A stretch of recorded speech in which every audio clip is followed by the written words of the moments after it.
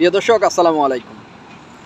আমি যদি ভুল না করি, যদি অঘটন না ঘটে, তাহলে ঈদের পরে বিএনপি যে আন্দোলনের ডাক দিয়েছেন, আজকে তারেক রহমান, এতদিন তো সবাই সব ধরনের কথা বলছেন, কখনো তারেক রহমান এই ধরনের কথা বলেনি। আজকে তারেক রহমান যে ডিসেম্বরের মধ্যে নির্বাচন দিতে হবে, তা না হলে বিএনপি কঠোর কর্মসূচি দিবে বা দিতে যাচ্ছে ঈদের পরে।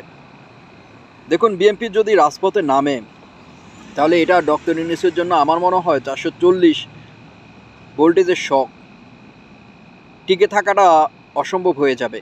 এদিকে বিএনপি কিন্তু বলে দিয়েছেন যে যখন পদত্যাগ করতে চাইছেন ডক্টর ইউনূস, যে আপনি পদত্যাগ করলে করতে পারেন, বিএনপির কোনো সমস্যা নেই।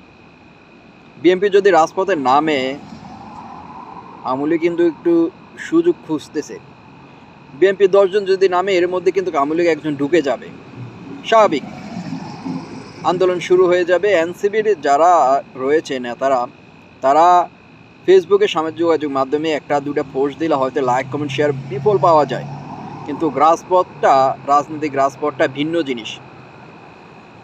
আওয়ামী লীগের জন্য, আওয়ামী লীগকে হুটানোর জন্য কিন্তু ছোট একটা ইস্যু ছিল, মানে সবচেয়ে টার্ন পয়েন্টটা হচ্ছে আবু সায়েদ।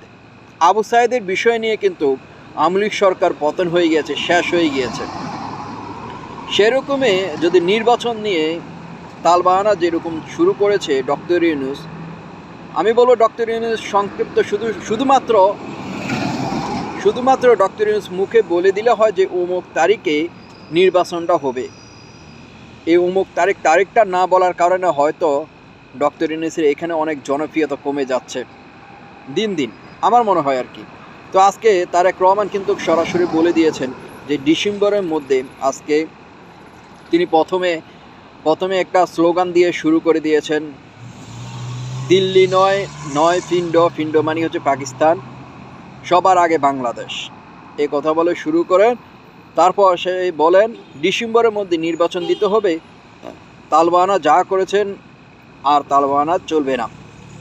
তো এই বিএনপি কি সত্যি যদি ঈদের পরে রাজনৈতিক মাঠে আন্দোলন শুরু করে? এতদিন তো সবসময় বিএনপিকে ট্রল করছে, সবাই ট্রল করে যে ঈদের পরে আন্দোলন।